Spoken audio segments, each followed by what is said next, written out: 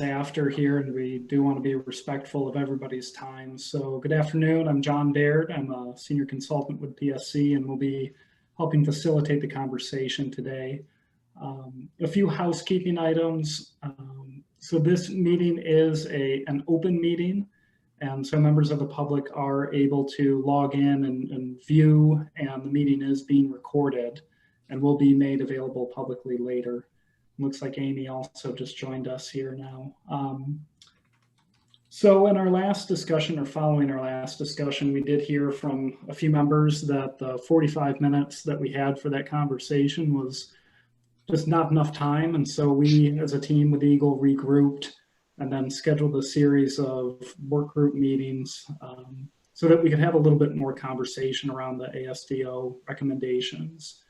And so the bulk and the purpose of the meeting today will be to go through those and spend a little bit more time on them with the goal of identifying which this group wants to report out as written, and then identify any revisions or changes that this group would offer to those recommendations.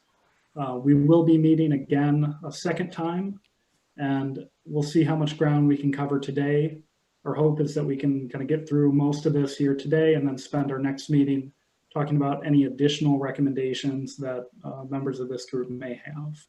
So before we dive in here, are there any questions here on what we're doing or how we'll proceed? John, did you send out any meeting materials at all? I did on Friday, Stan. Okay. It was a little late in the day. Would have been on the 13th. Oh, sure. I forgot, Friday the 13th. Good day to do it. Let me make sure you were on that. I don't see your email, but it could be here. John, while you're doing that, do you intend to share your screen, or should I try to? I don't have multiple monitors right now, so I'm just wondering how I can go about having the ASDSO recommendations up.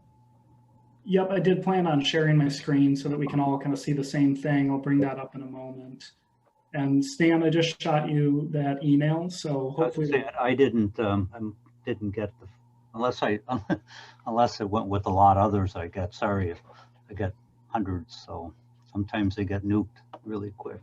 Oh no, I hear you. So I just sent it again here, and hope that that'll come through. Oh, no, you did send it. Sorry. Yeah, no trouble. I did download it too. That's making me really feel old. Happens to the best of us. So I'm going to go ahead and share my screen. Is everybody able to see my screen here? Yes. Okay, great. I'm going to do one more thing. Okay.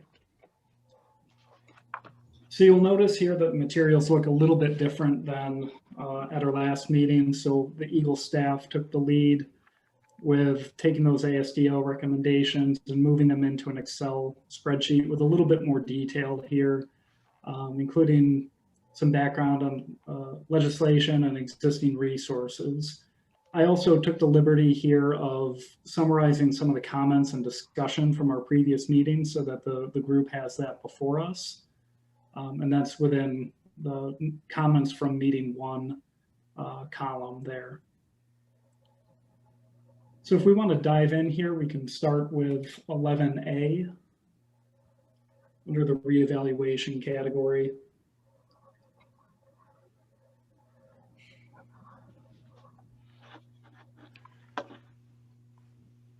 Well, I think we left this, with some discussion about do we want to go there as far as, those of us who work with Ferc see that sort of thing here. And I guess my own opinion was I like the idea of some kind of a supporting technical information document that would be a collection of design calculations, studies, drawings, from different projects of that dam, you know, over the years, and just sort of a continuity document. You know, in addition, maybe start talking a little bit about probable or potential failure modes for particular dams, and make maybe a list of those that would be looked at. I think this should be incorporated, however, into the normal reporting of the dam itself. In other words, not creating a separate reporting schedule on this thing, but that every so many years you might look at this and revisit it, but it would be just part of the normal annual, or talking about going to annual, but whatever the schedule of that dam is, you know, if it's every 2 years or 3 years or whatever, then at that time you would, every so many cycles, you'd crack it open and take a look at it, and maybe you'd have a page in there to discuss that as part of the report and say, you know, we've reviewed the STID and have this to say about it. Something like that. So is part of it, go ahead. Oh, sorry, John.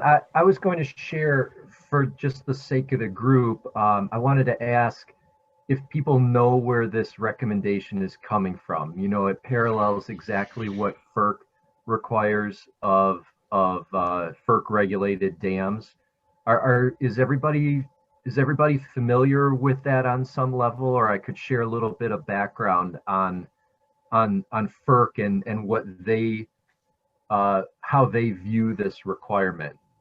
Is that valuable to anybody, or does everybody already know what Ferc requires? I think that'd be helpful for me, at least, Glenn. Okay. Yeah, Glenn, me too. I would ask again, and I'll ask this probably many times. Is this, are we talking about all dams in Michigan, or just high significant risk? I think high and significant for this one.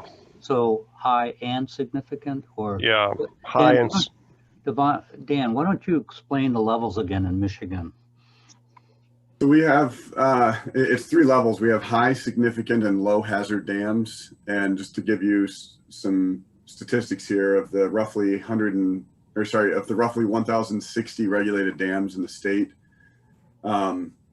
regulated by the state, we have 85 high hazard dams, 131 significant hazard dams, and 835 low hazard dams. And then we actually have 8 that are currently not classified. I can't recall or give explanation for that at the moment, but you know, so we're talking somewhere, you know, 210, 220 dams that would be impacted by this. How many of those are under state authority only, and how many of those are also under Ferc regulation? So none of these dams are under Ferc regulation. Okay. That I listed. Okay, great. There's additional 100 or so Ferc regulated dams. I don't know the breakdown exactly on hazard potential, but if it's Ferc regulated, it's not also state regulated. So there's no co-regulation in the state of Michigan. It's either one or the other, or Okay. not all. Okay, great. Just one other quick informational question. In the original recommendations, they had talked about the transfer of information from Ferc dams to the state dams. Is this group going to be involved with that discussion? I don't think so. That I believe I recall seeing in one of our other recent subgroup meetings. I can't remember. Do you remember which subgroup that was, Luke? I think it was legislative and authority, but I'm not. I can double check. Yeah, that's what I was thinking. But did Glenn get bumped off, or did he? Oh no, he just went down my list. I lost him on the. No, John, I'm here. Glenn, if you wanted to go over kind of the Ferc inspection cycles real quick, I had just one other thing to add, but it's kind of dovetails into that. So go ahead if you want to go the yeah, I'll try to keep it really high level and just share again where I think this recommendation is coming from ASDSO. So FERC has guidance and recommendations on how to go about preparing the reports that would, be covered by this recommendation here. And the guidance and the steps, the requirements, they're very exhaustive. They're very detailed. But what it amounts to is it requires the dam owners to hire an independent consultant, and an independent consultant has a process in itself for FERC. Someone has to submit their resume and their requirements and their experience, and then get approved by FERC to perform this effort. So, not anybody can just go ahead and perform this work. But then they go through this cycle. It's every 5 years it needs to be done. So every 5 years, the old report is pulled out, and whatever new developments has occurred over the course of the 5 years, that's new things. FERC comes up with new requirements every year, so that's usually things that built up, and they have to address in the next round of the report. Some of the things that the report includes, there's assessment of monitoring, there's survey requirements, there's dive requirements, there's of course inspection, there could be detailed calculations, there are tests, annual and otherwise, tests to perform and to document the findings. There's scour analyses. It's very exhaustive, but it is comprehensive, and it does cover all components of the dam. In addition to this report, and they call it a Part 12 safety report, the dam owner is required to assemble and maintain this, they call it a supplemental technical information document. Did I get that right, Paul? Yeah. Yeah. And Paul referenced this in his earlier discussions on this. And this document is, either a 3-ring binder or a scanned file now that is searchable. And it contains all the relevant historical documents that might be needed in short order to address either a dam emergency or to come up with, any sort of background research on a topic. And the idea behind it is like a one-stop shop where it's all there, and somebody doesn't have to go searching throughout various locations to try to find something. So between this Part 12 report, the safety report, which gets built upon every 5 years, and this STID document, these two documents are updated every 5 years and generally constitute like the major areas of interest for the dam. Just to give you an idea, every dam owner is going to be different, but just as an idea, in Ann Arbor, we have 2 FERC regulated dams that require the Part 12 safety inspections. And every 5 years, it's on the order depending on how much needs to be done. But each dam, to prepare this Part 12 report, it's on the order of I'll say 40 to 75,000, depending on how much, how many requirements have surfaced. And I share that only from the standpoint of trying to share the magnitude of this effort, that it is not something that gets pulled together in short order. Our consultants will spend 6 months or so, trying to pull this document together with all the inspections and the documentation and the records and the summaries and findings and things like that. So equally, FERC spends a tremendous amount of time reviewing these documents also, and they you know, as a result, provide feedback. They may require supplemental information or follow-up information. But again, I hopefully that was a little helpful, but that's like what this recommendation is I think based upon, because it matches all of that very closely. Hey, Glenn, quick question. For a state dam that's not Ferc regulated, what ballparkish would you say the initial Part 12 and the STID would take?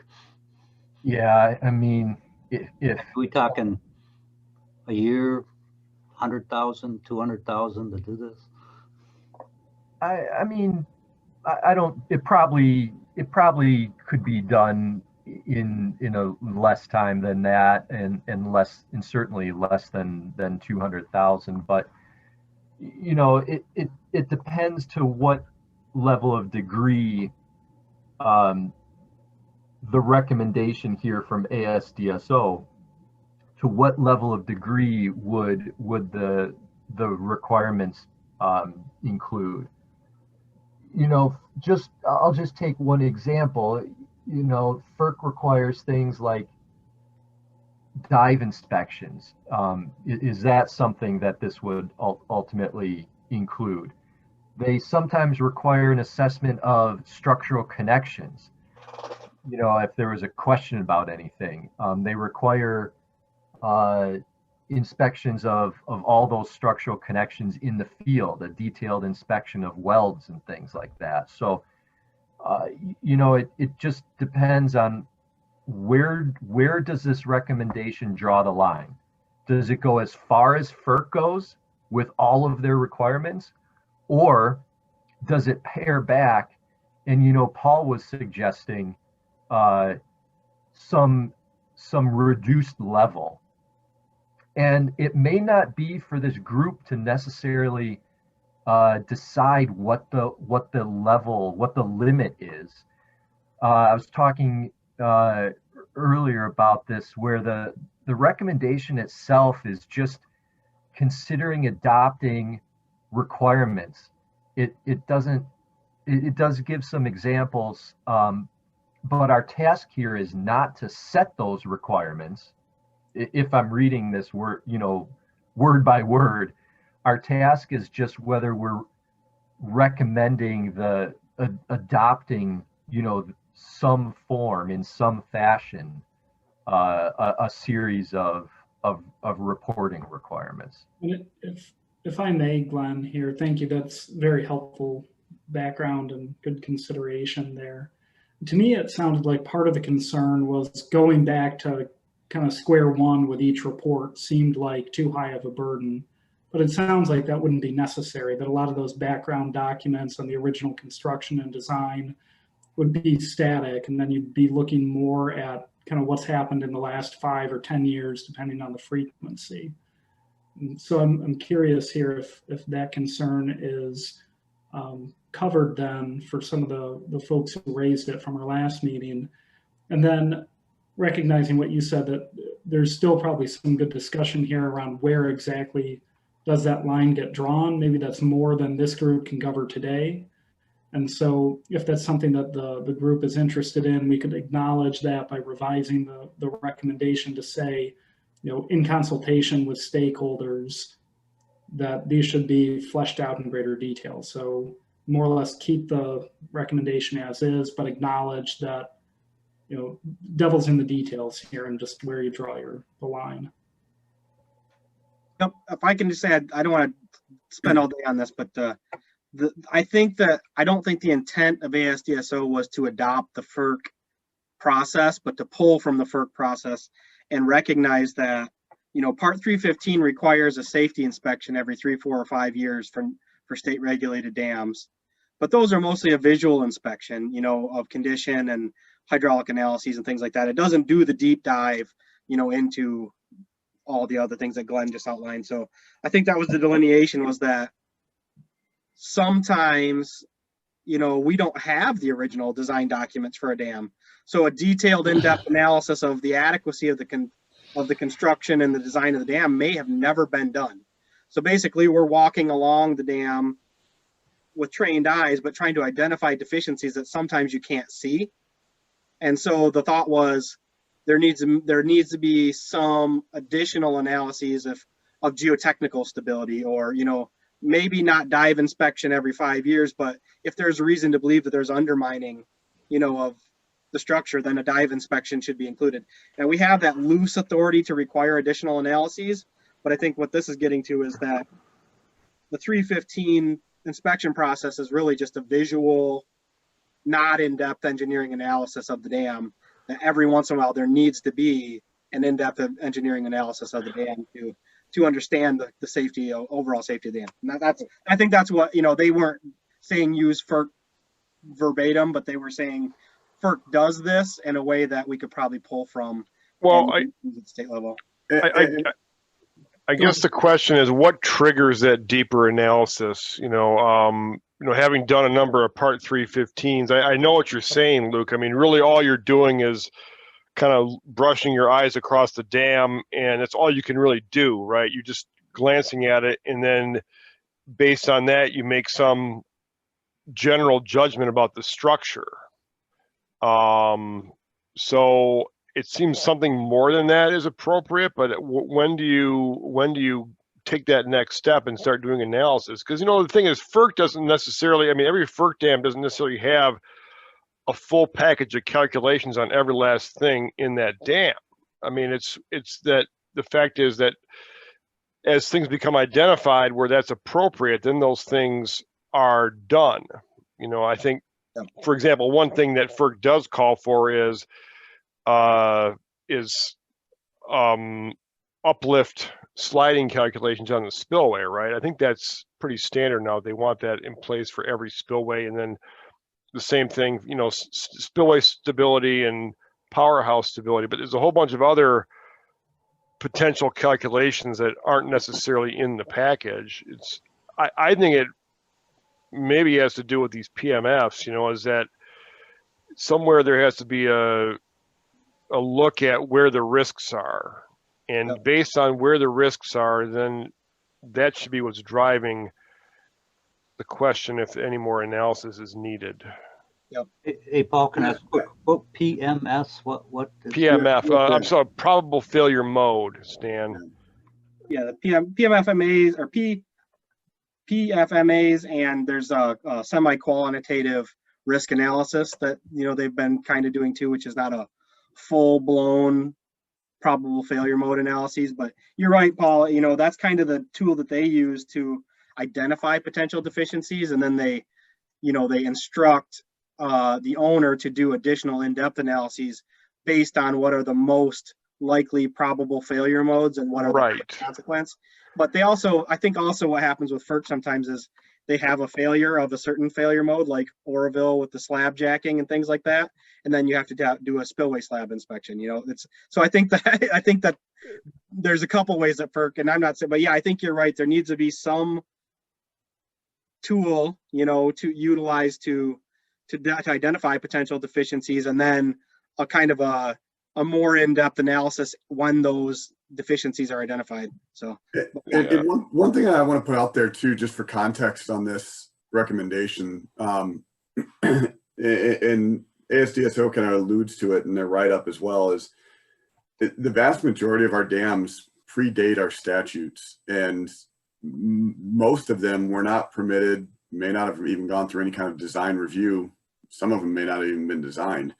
You know, so to a certain degree, this is kind of also, you know, this first go round is benchmarking a lot of these dams for what their condition is and their suitability, because we just don't necessarily have the data. Yeah. Well, I agree, you know, that there is, these dams come from, a lot of them from before, you know, most of them from before the regulatory regime that we're in, and they may or may not have been designed in a real rigorous sort of way. But still, I think even though there are, holes there, I think we have to admit that there's going to continue to be holes. I think deciding which ones to fill, though, is the question. Which ones to go after. And maybe that's where to start this thing, is some kind of a rudimentary probable failure analysis that goes into these things, where that kind of rides along as a standing document that gets looked at every so many years, without making it another report. Because one thing Glenn didn't mention, which is in addition to all that he said, is that there is an annual inspection that's also done on these dams. Okay, and that's the annual inspection is probably more on the order of what the state has for your inspections. So that is in addition to this big one that gets done every 5 years. And I think that's where this starts to get real, to be a real administrative sticky wicket, is when you have all these different cycles of reporting going on that starts making it real complicated, like Ferc has. All these different administrative contacts you have to make with the agency. Where it seems to me we would like to consolidate this to look so where it's focusing on those reports that are being done anyway. And then at that time, you every so often on that normal reporting, then you just pull out that document and review those PMFs and then start talking about, do we need another analysis here? So to me, it sounds like there's general agreement, and stop me if anyone feels differently, that there are many dams in the state that probably need this grounding baseline assessment. And then the frequency and the depth and the timing is probably where some additional discussion may be necessary. So I'm curious here if this group would support modifying the recommendation from ASDO to a work group in the future that could answer those questions in greater detail. So the recommendation would more or less be the same, but to say, flesh the details out in greater detail with stakeholders as to the depth and frequency of the analysis. Paul, would that address your concerns? Well, I think categorically, but I think just some kind of a myself and others have raised concerns here about this scale of this, and I think something of that concern should be stated right away. That there's a concern this thing could potentially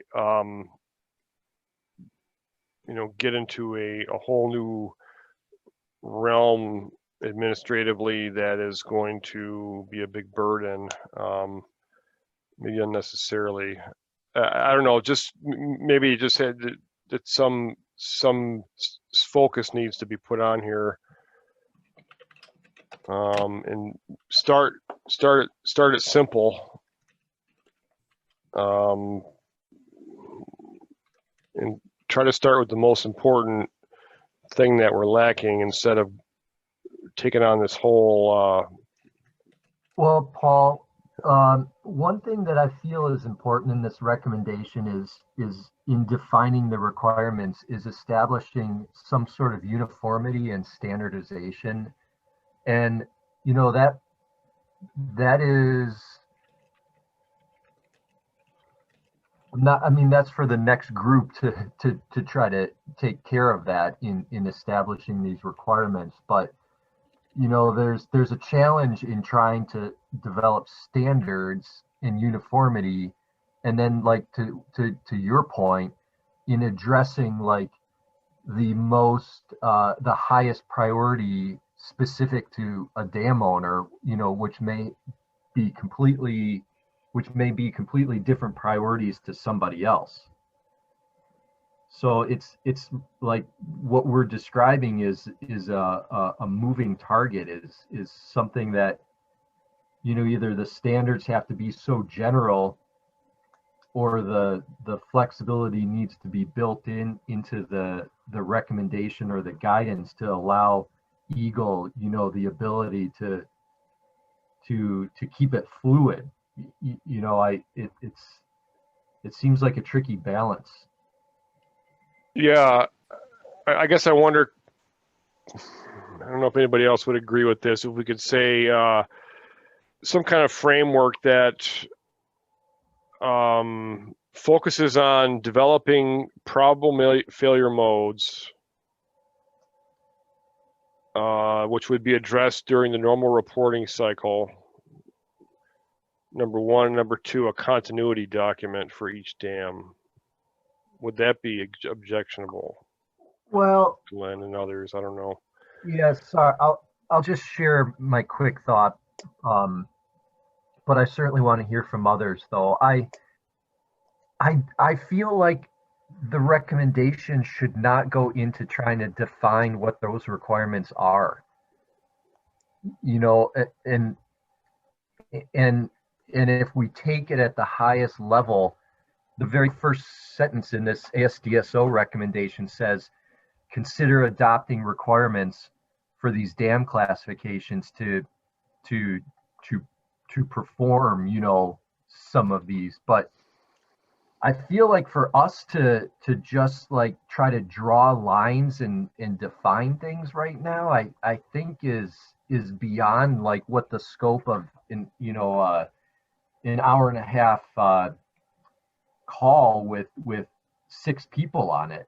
You know, I mean, I feel like it's critical, and that would be like the next step in the process.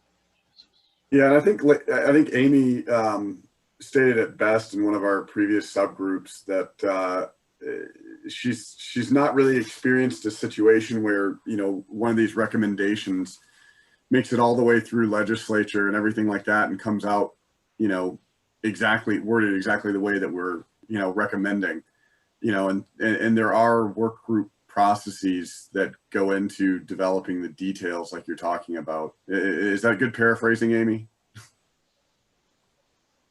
And I think with the ASDSO report, we're looking for advice on direction for the program, and we know that there will be a lot of work going into the details moving forward. And this one, I think, says legislative and rule change.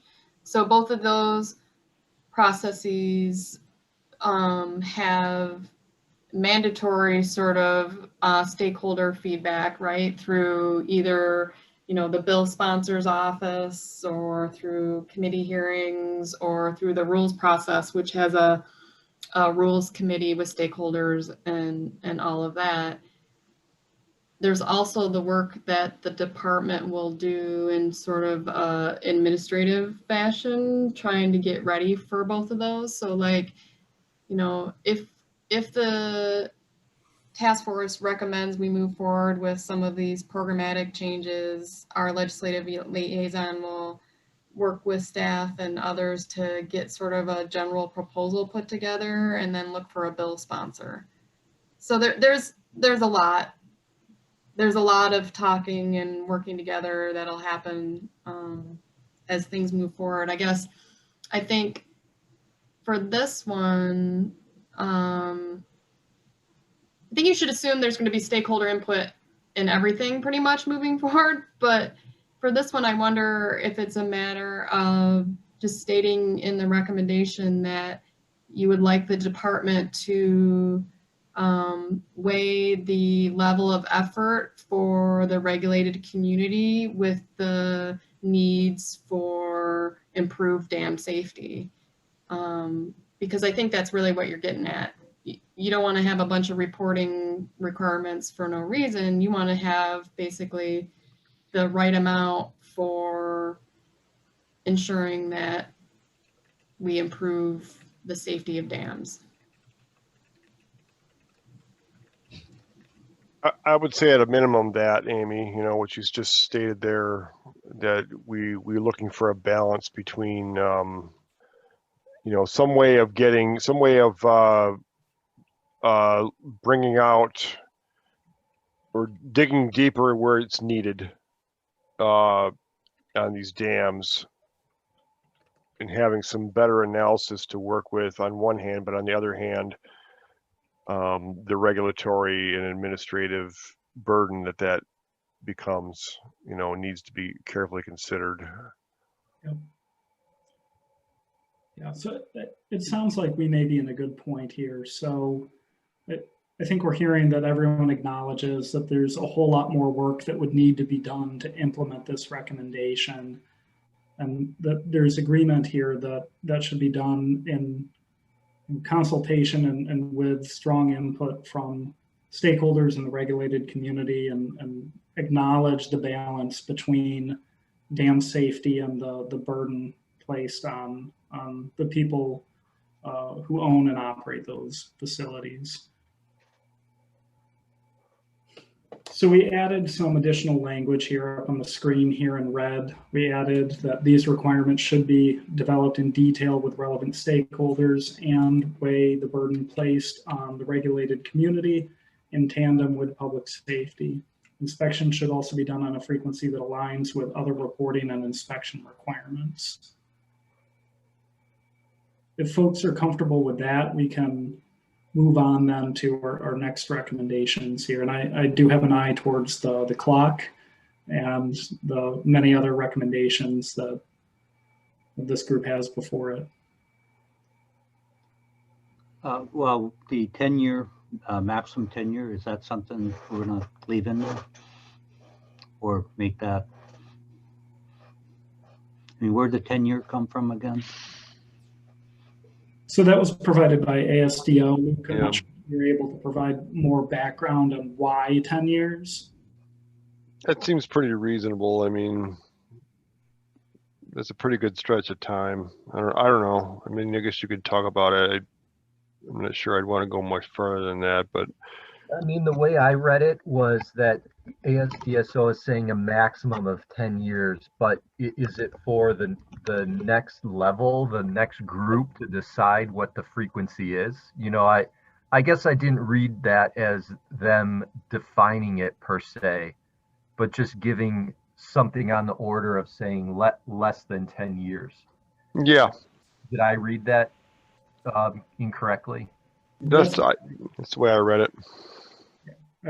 I interpreted it as at least every 10 years, and that the next group could define that timeline. Right. That was pretty much it. They just said, FERC does every 5-10 years would be the maximum, kind of somewhere in that range for this reevaluation, and I think to Paul's point, every year, every time you do a reevaluation, you're not reinventing the wheel every time, because some of these analyses will have already been done unless there's changes to the dam or the condition of the dam, those would still be good. It would just be kind of a review of any modifications to the dam and building of that library every 10 years maximum. The ASDSO recommendations are based on the national model, right? But they also have benchmarking with other states, or at least we had that available to us. We could see what other states around the Great Lakes require. Sure. With that frequency. Okay. Well, if everybody is comfortable here with those revisions to that recommendation, I'd like to keep us moving forward here.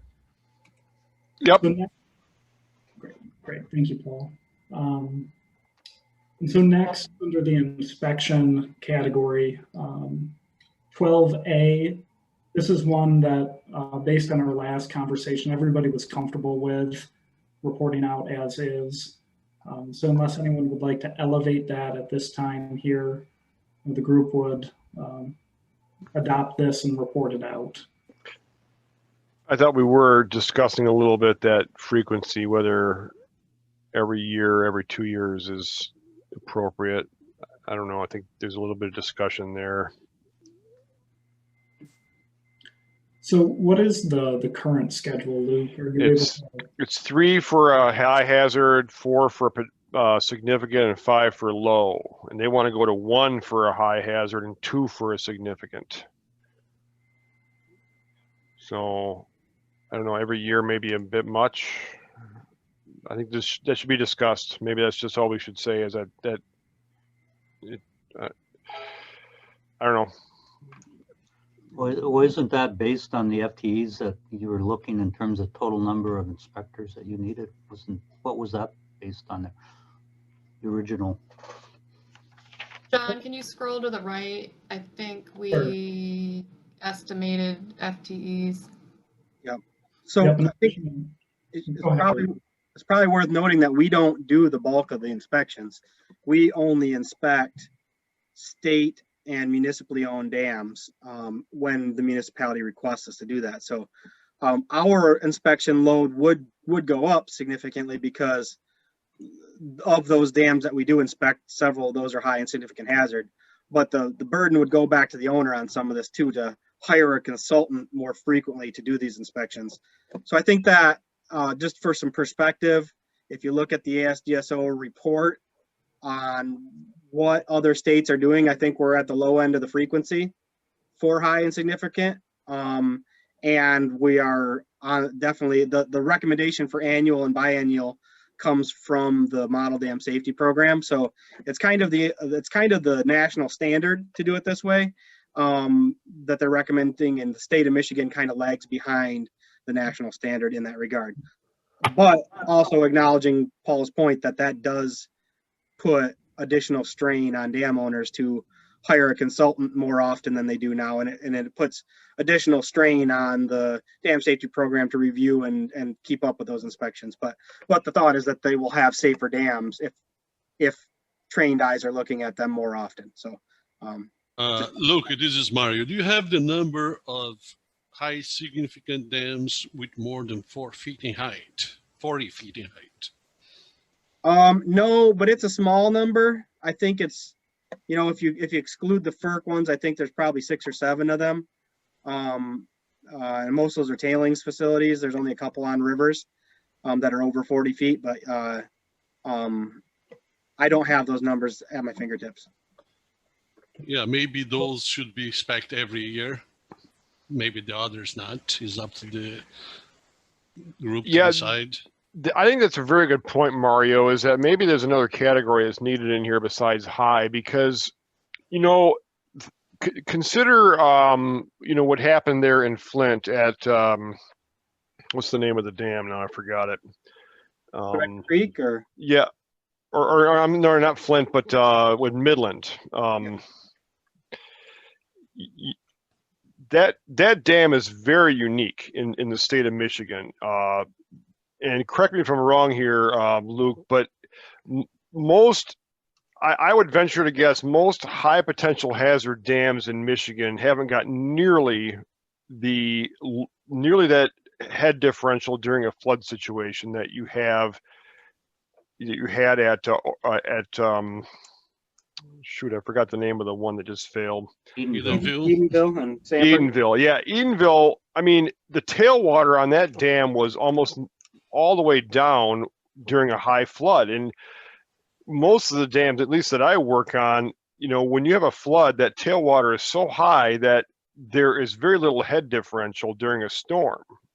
And it's not to say the dam doesn't deserve its high ranking, but it's just that during high flow conditions, the dam typically these dams typically are at their some of their lowest hazard potentials, actually, because there's so little head differential across them during a flood.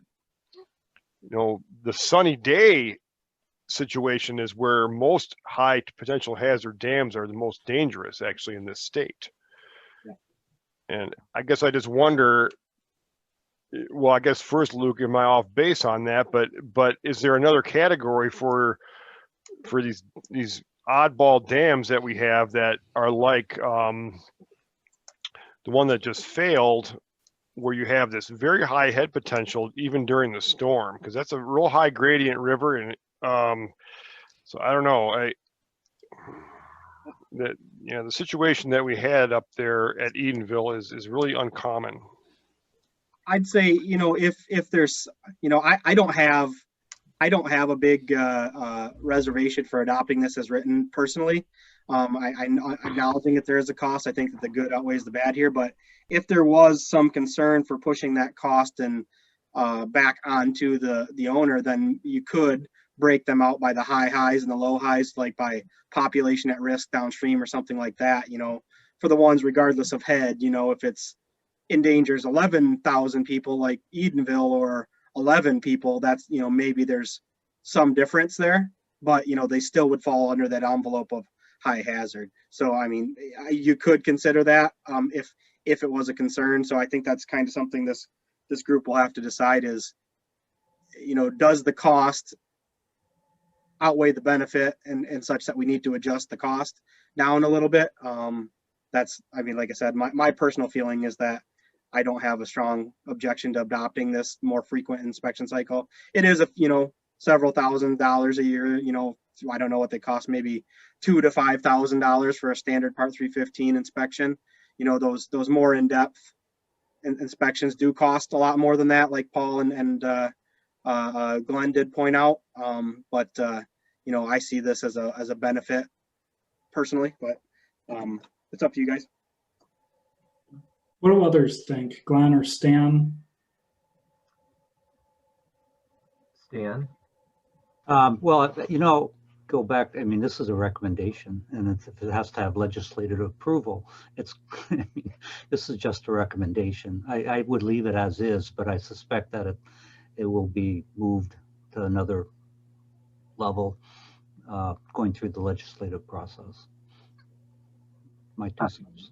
Yeah, and my take on it too, I guess, is that I see it as beneficial, and you know, in trying to identify some developing adverse situation, you know, it seems like the 1 and the 2 year frequencies are certainly better suited than the 3 and the 4 year as they are right now. And like Luke said, it's really matching other standards across the country. It seems reasonable to me, but we identified last time that this is very much contingent upon adequate staffing levels for even if the owner did a lot of the inspections. You know, there still is review and comment and filing and following up and things like that. You know, it still is additional effort, and you can't just simply increase the frequency without having the staff power to execute it. So, or the rationale. I mean, as we said, I mean, if things aren't changing, a lot of these dams, things don't change. And I one thing that I'll throw right out in front, I worked in industry and we were required to do a lot of record, a lot of analysis, we send a lot of that information in, but I always wondered, did it even get looked at? And did it have relevance? I mean, did we just do it because we were told to do it and that was it? That's always a concern I have, that what we do needs to be of value and benefit, not just because you have to do it. Yeah. well, I don't know. Maybe they'll land on going to 2 and 3 years. You know, I guess to everybody's, but just to move it along, I guess I'm okay to leave it. If the others are, I think it's a place for compromise. Yeah, go ahead. No, I just want to say it's going to be probably a place for compromising for somebody else down the road, I suppose. Yeah. And Stan, you're right. Things don't change usually very quickly, but the point of these efforts is to make sure things aren't changing. You know, so we want to be catching things before they start to develop into something bigger. So I guess that's the way I was looking at it. Okay. Well, I agree. As long, again, I'm just saying, if I go through the effort, I want to make sure someone's going to make sure they look at it and yeah, it's a value. Yeah. Well, I appreciate the good discussion there, and you know, everyone being able to give and take here a little bit on this recommendation. You know, I think part of the charge for this group is to recommend the best practices and the best approach to the legislature and to Eagle There will certainly be, additional negotiations that happen after that in terms of the staffing budget, and the financial requirements that, this would place on the department and on Eagle. So, there's certainly going to be more discussion here when there's the full picture of the increased cost to implement all these recommendations. Moving on then to, I'm actually going to jump ahead here to 12C, and then I think we can take 12B and 12D, in a similar discussion, which follows what we talked about at the previous meeting. So 12C seems relatively straightforward, and folks were comfortable with it at the previous meeting, which would be to develop a standardized format checklist for doing these evaluations. So we'll pause there for a moment, see if anybody has any concern or wants to elevate this one for discussion. I think I'm good with it. Just the one little caveat is something about due flexibility. I think that having a standard format is a very good idea, but not having to be just checking boxes. I think that a little bit of flexibility in how it's implemented is always a good thing. That'd be probably a departmental matter, really, how to implement that, I guess. But you're comfortable with the recommendation as is? Well, I'll just throw one point in. I don't know if you're still talking to Paul or me, but I'll throw this out. I've thrown out before. I mean, we have a very unique historic dam up in the Keweenaw called the Redridge Dam. It's 92-foot high steel dam. You can't make a consistent standardized checklist for something like that. And I realize that's only one dam, but it's certainly not going to fit all the other dams in the state of Michigan. I mean, Paul was talking about head difference. Well, during our Father's Day flood, we had a head difference, like 50 feet, 60 feet. That's a fair point. So, but I don't want to, I'm fine with the recommendation. I'm just saying that when you standardize things, not everything's going to fit in. Appreciate that. Well, looking then at 12B, and we'll start with 12B, but it ties in with 12D based on the discussion that we had at our previous meeting. And there was good discussion last time that Eagle perhaps shouldn't require this in every instance, but should be given the authority to be able to require these elements as appropriate. And so that it may not be necessary for each dam in all circumstances, but again, when and where appropriate, the group at least discussed giving Eagle the authority to require these elements. So against that backdrop here, we'll open it up for further discussion and see what people are thinking.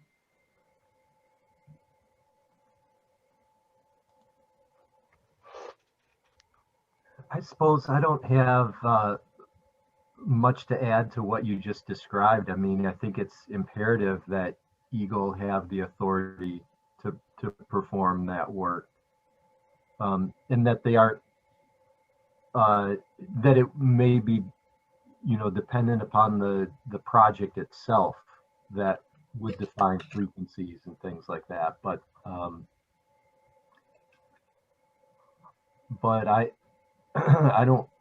not opposed to that at all.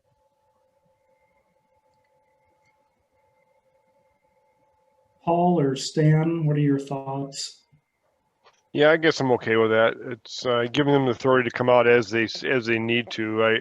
I guess I would just object to having some pre-programmed number of visits that they have to go in there. But yeah, I agree. Anytime Eagle staff need to come to the site, they should do that and not be impeded in any sort of way to see what they need to see for their purposes.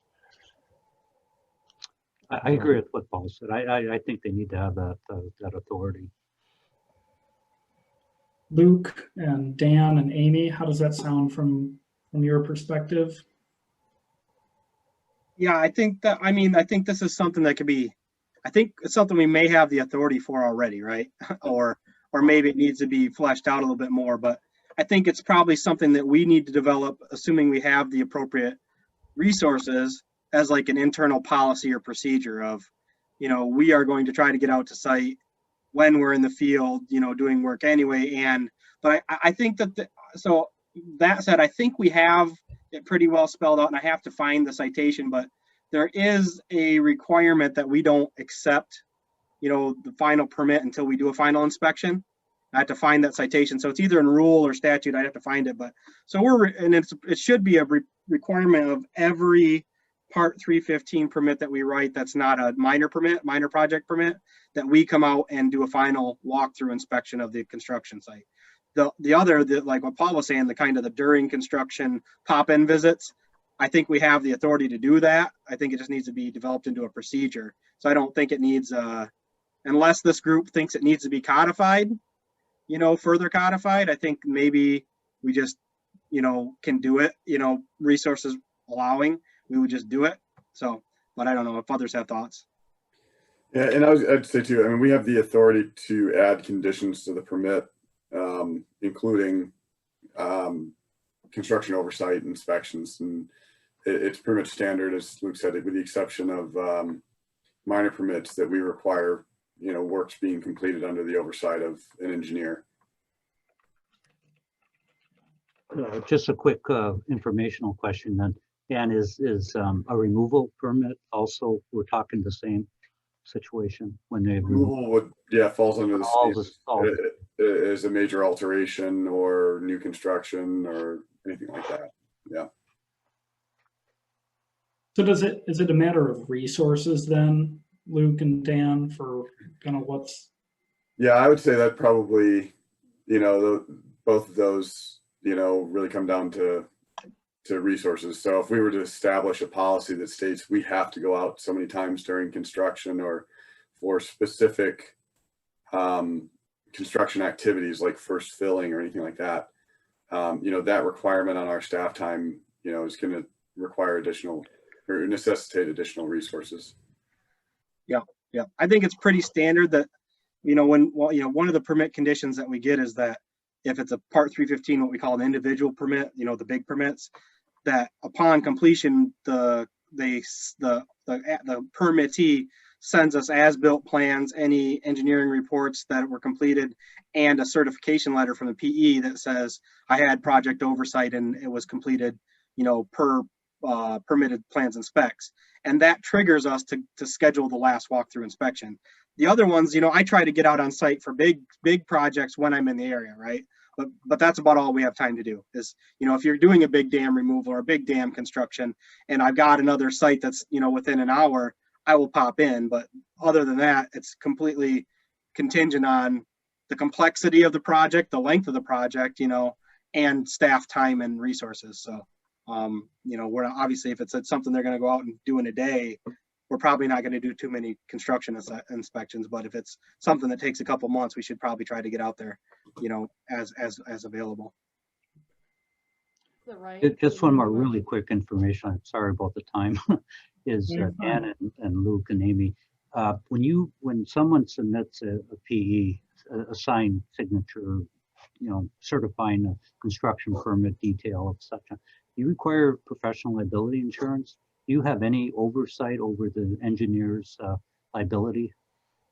It's like workman's comp for shoveling my roof in the snow time.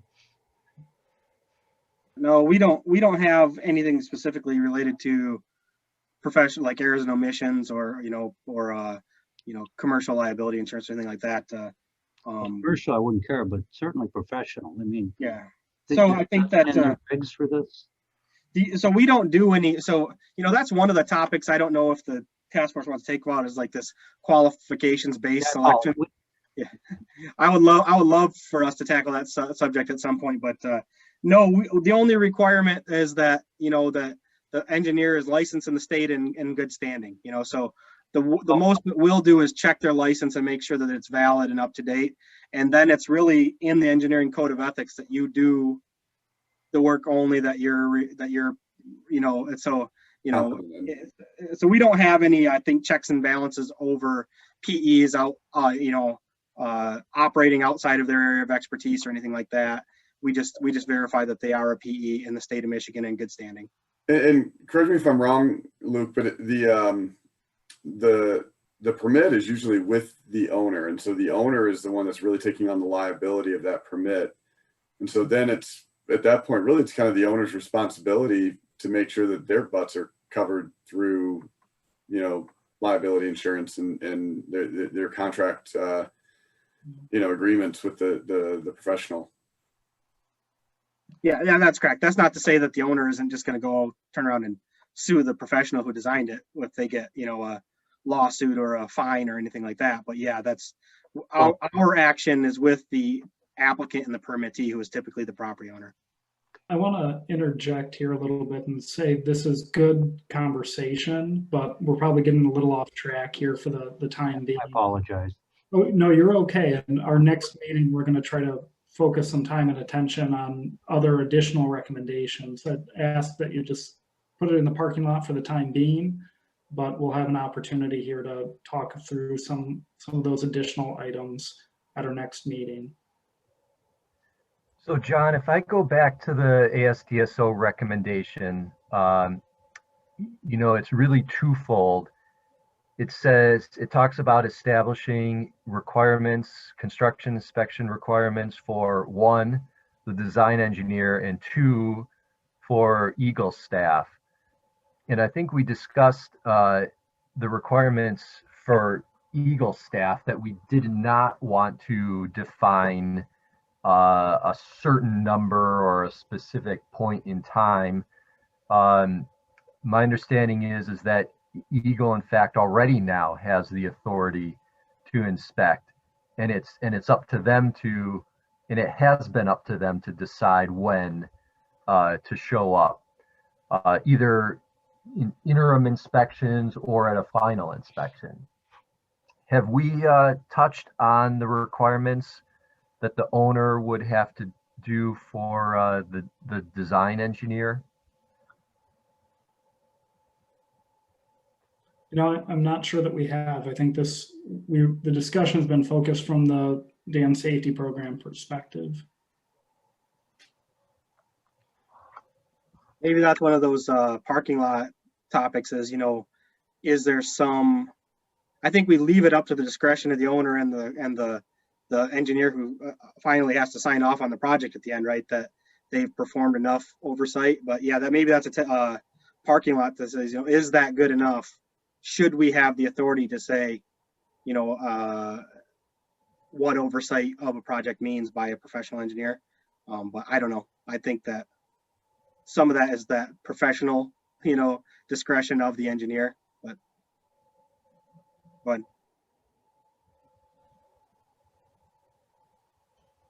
I'm taking a look back here and rereading this myself.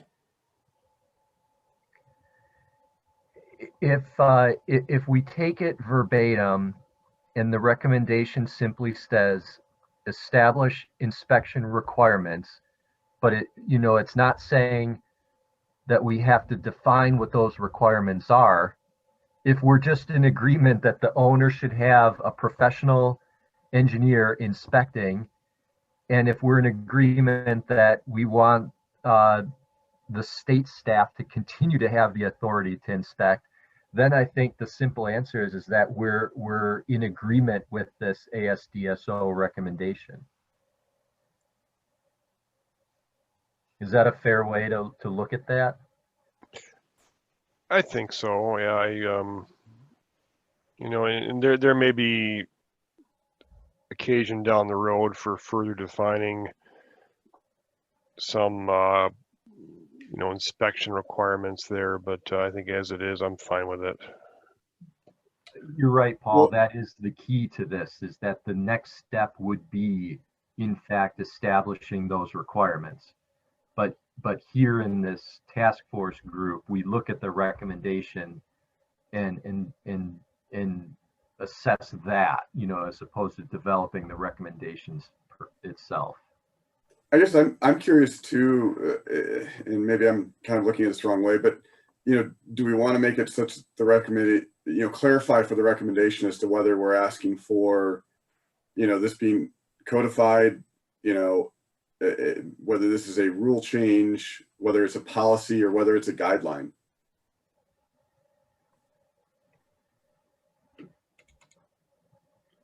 It's a good question, Dan. I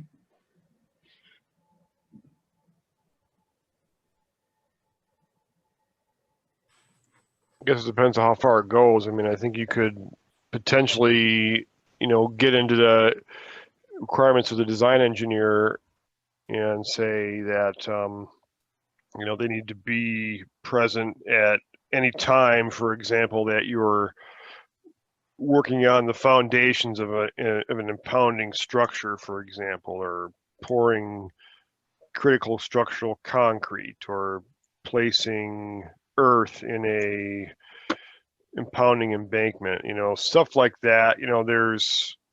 There are some general benchmarks, that are common of critical times when an engineer would need to be on site, when he should be on site to look at stuff. So that further definition may get added in there.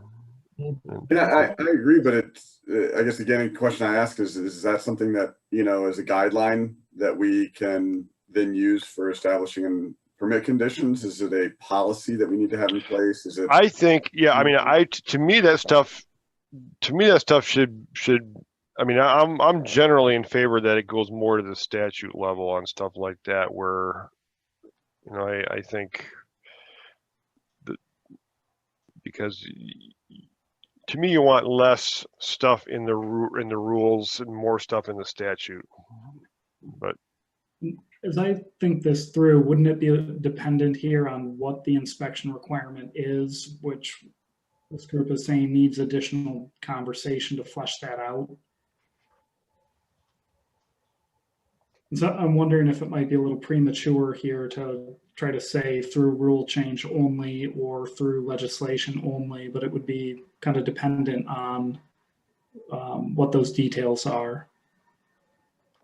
So this one that your cursor's on, the 12B, yes, the section of the law is 315.17, and it kind of says, except for minor projects, the owner has to they have to submit, they have to notify the Department of the Completion, they have to submit as-built plans, PE certifying letter, and then the department shall do, it says the department shall inspect the project and shall provide the owner with written notice of it was either completed or in accordance with the permit or not. So, I mean, I think it's pretty well codified. This one, that's for final construction. I think the rest we can handle under our authority to just be out on site. And, the way we've done the other with the engineering supervision has been through, I think in the rules, I have to pull out the citations here, but it basically says, that these projects that are not minor projects have to be completed under the supervision of a licensed professional engineer. And then, so we just make it a, condition of the permit that all work is supervised by an engineer. And at the end of the project, the engineer certifies that the work was done. So I think then that gets back to the code of ethics and the administrative code for engineers, that we have to rely on their professionalism a little bit. If they're going to sign off and stamp a sheet at the end of the project that says, I certify that I supervised this project and it was built in accordance with plans and specs, I think it's more of like might be good enough type of thing. But I'm just saying that's the way we handle it now. It's through permit conditions and then that final report from the engineer. The rest we've kind of just left up to the owner and the engineer to sort out what frequency and what, critical aspects they're there. And, I know that's tough sometimes if it's not codified for the engineer to justify, like, hey, it's not a requirement that Eagle is making that that I pay you to be here at this point, this point, this point, and this point of construction. But I think that's, that's the way we've done it in the past, right, wrong, or indifferent, has been kind of pushing that back on the owner and saying, these are the requirements, the very general requirements. You work it out with your engineer, the appropriate schedule for that QA/QC. That said, we have required QA/QC plans as part of the application and verify that the QA/QC plan is adequate for the level of construction. You know, if this is a dam construction and it's embankment construction, we'll want to see that there's a technician on site taking density tests, and they're sampling and they're verifying lift thickness and compaction and all that stuff on that dam while they're constructing it. So sorry, just for some background, that's how we handle it now. I guess it's up to you guys to think about whether that's adequate or not. So Luke, is that exactly what ASDSO is suggesting here in this 12B? They're saying establish a construction inspection requirement for the design engineer. So the example that you give, you know, the QAQC plan, that would talk about some of those requirements, you know, that the design engineer must be on site for certain activities. And if it's not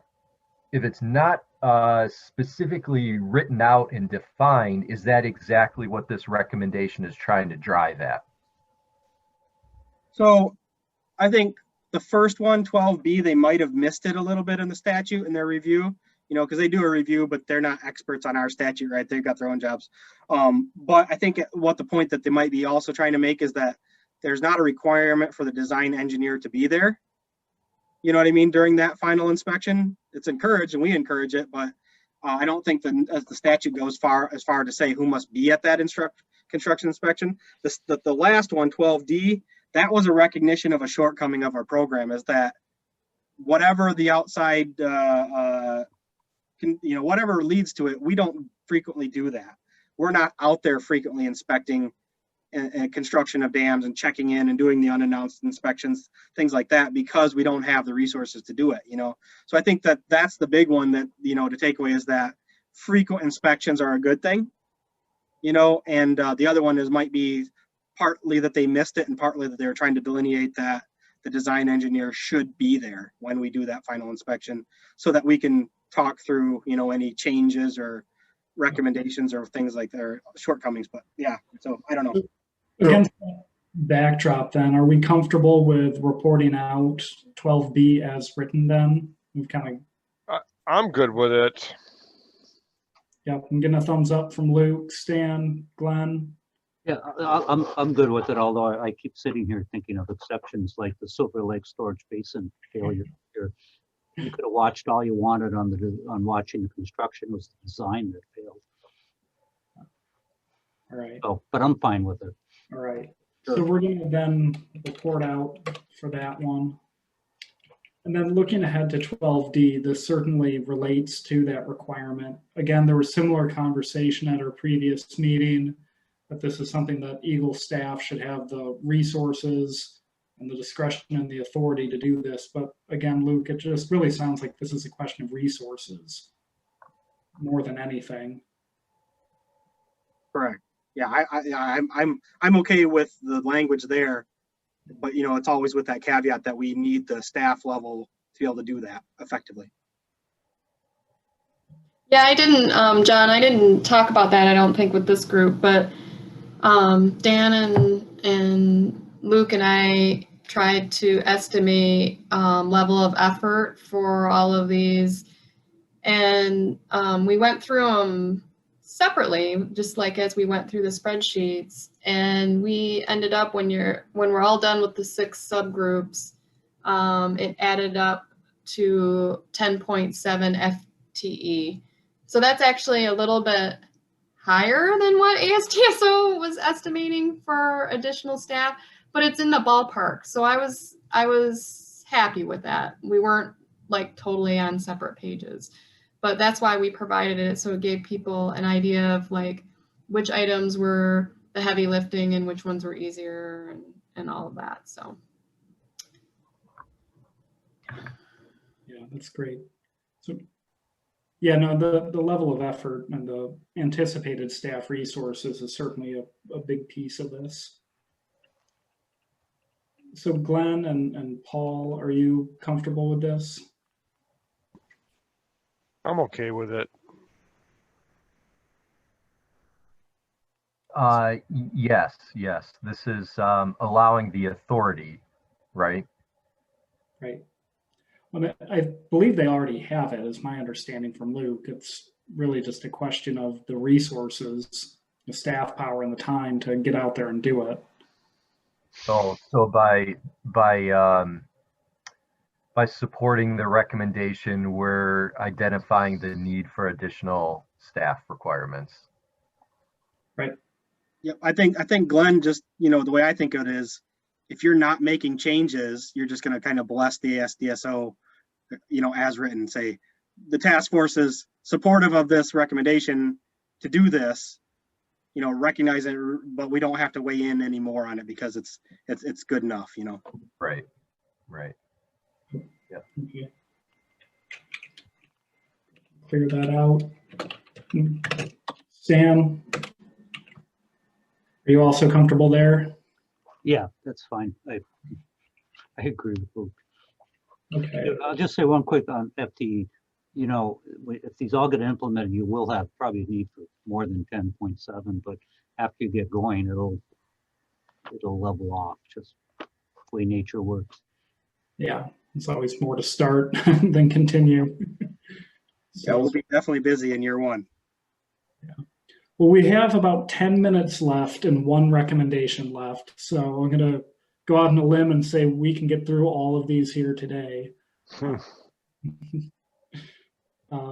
So the last one under surveillance monitoring, and you all might prove me wrong here on this one, but we can at least talk through. So again, there was similar discussion at our previous meeting regarding the authority and the discretion and the resources to do these sorts of elements. Reviewing my notes here. And then there was also good discussion here on risk-based criteria based on the hazard rating and condition and in multiple watershed, or I'm sorry, and in systems with multiple dams on it.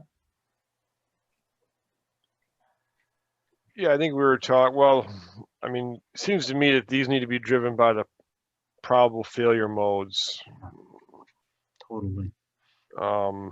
For a dam, so they're specific. And I think the only thing I would not want this to be is just simply a situation where the regulators, and I'm sure Luke's bunch would never do this, but just have the power to decide arbitrarily that you have to add monitoring of this type and that type here and there. I mean, to me, it should be driving out of engineering recommendations that come from consideration of the probable failure modes of that particular dam. Yeah, this is Luke. I would agree with that wholeheartedly. That not just willy nilly you go throw piezometers and inclinometers and all that stuff in where there's no indication of slope stability issues, right? So, but right. I think the thing here is that what was kind of brought forward is that we don't really have the requirement. We can require additional analyses and things like that, but under our broad authority on 315, but there's nothing that gets to installation and submittal of data from these surveillance equipment, like they're talking the piezometers, inclinometers, sediment monuments, telemetry data from SCADA, things like that.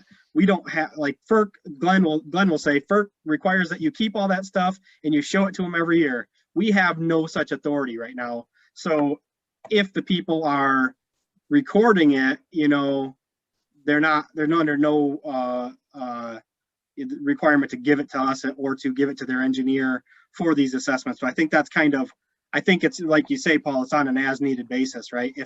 If there's a area that poses a concern with the dam that could benefit from having some of these surveillance equipment installed and then reported out to the engineer and to the dam safety program, I think that we should have the authority to require that. Paul, I agree. I'm curious here if it would make you more comfortable here if we added a little bit of language here to say something along the lines of Eagle should work with stakeholders to develop criteria that outline when and where and how these are applied. You express some concern here about arbitrary requirements or perhaps lack of clarity. I don't know. Yeah, I mean, you could say from the stakeholder, or you could even get specific and say from a independent engineer hired by the stakeholder. I mean, I think that's what it's really getting at. You know, it goes back to the same kind of authority, you know, that is in part 315.17, you know, where you're putting it on the design engineer to certify the dam, and it's that same kind of engineering authority that the regulators rely on. You know, Ferc relies on that too. I mean, they defer to the judgment of the professionals on these kinds of things. So I guess what it implies is that the dam owner is going to have somebody who's making those rational judgments there as to what should be put in for monitoring. Is there ever an instance though where the state would be more rigorously looking for data, more so than what the professional might recommend? I mean, what I'm getting at is, don't we want to still give the state ultimate authority over asking for this information or requiring you know, additional monitoring regardless of what a professional may say? Yeah, I mean, I guess so, Glenn. I think, you know, steering back to Luke's point, you know, which maybe is really what this thing is all about, is that they have no authority to ask for the information at all. And I think they should have that. Yeah. At least for what's out there, you know, with the monitoring that's out there.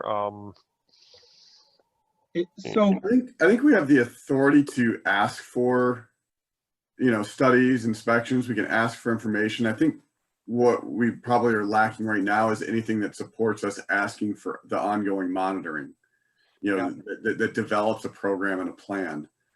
You know, so this basically provides, you know, the backbone, or, you know, the statutory requirement that allows us to, you know, to do that, to make it an ongoing program. But don't we have a section?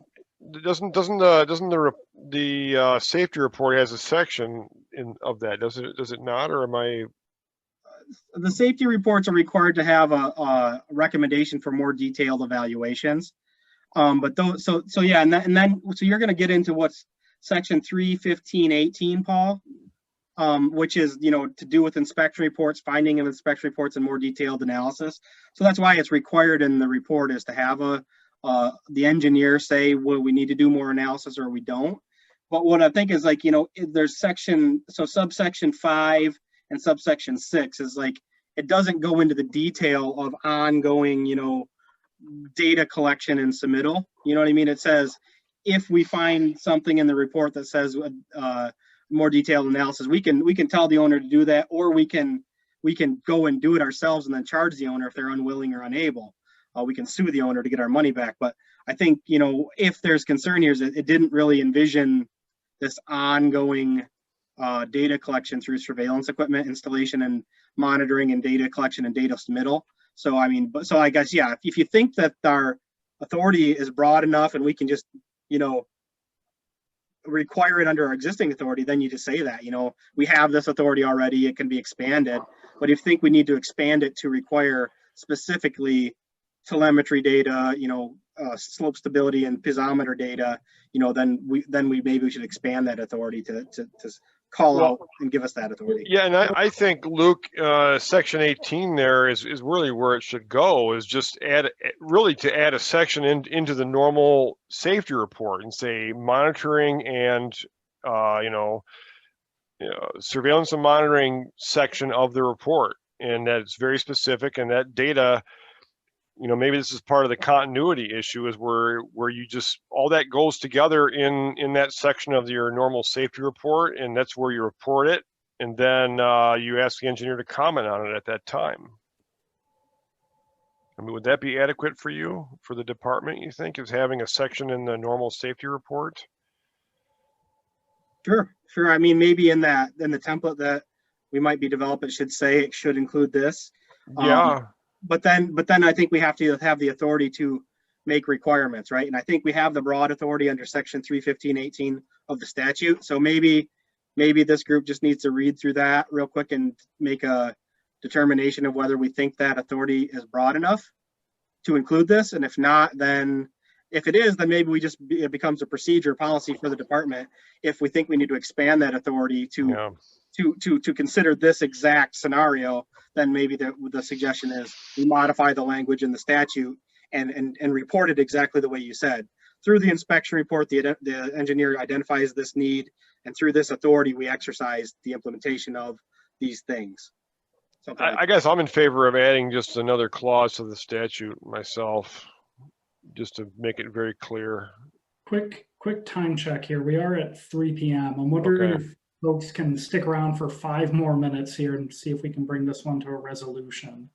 I don't know if people have other commitments. I can. Just 5 minutes, and then we've got another call to jump onto.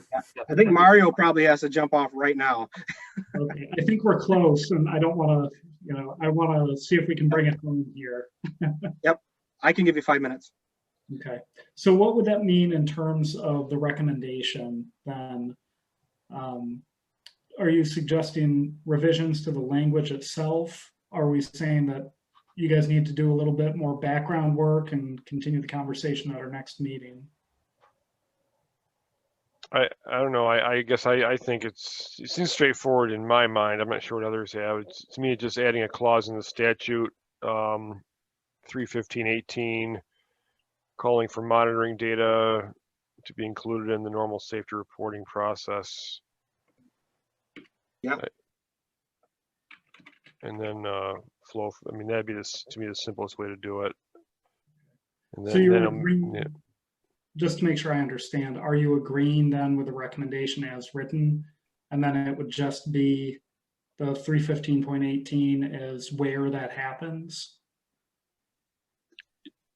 Right, and I mean, I guess my thing is not to have a separate administrative process outside of that normal report. Is that it be included in there? I just quickly interject that is exactly what Ferc has, right? Maybe some of you are familiar with it. They have their surveillance monitoring plan that has to get developed. And then once that plan is agreed upon, the dam owner then has to execute on an annual basis, and they submit a surveillance monitoring report each and every year. And that is a entirely self-contained process. It's only addressing the surveillance and the monitoring, and doesn't get involved into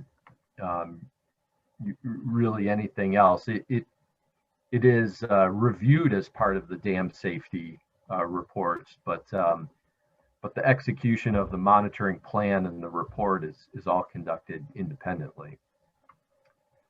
So do you guys think this is something the plan should be developed and reviewed as part of the reevaluation? Well, what's really nice, Dan, in the plan, I guess, is that with each site being different, the dam owner then is agreeing to what is being required of him, and he's executing, he's collecting and monitoring and executing, based upon that agreed upon plan, that adopted plan by the state and the dam owner.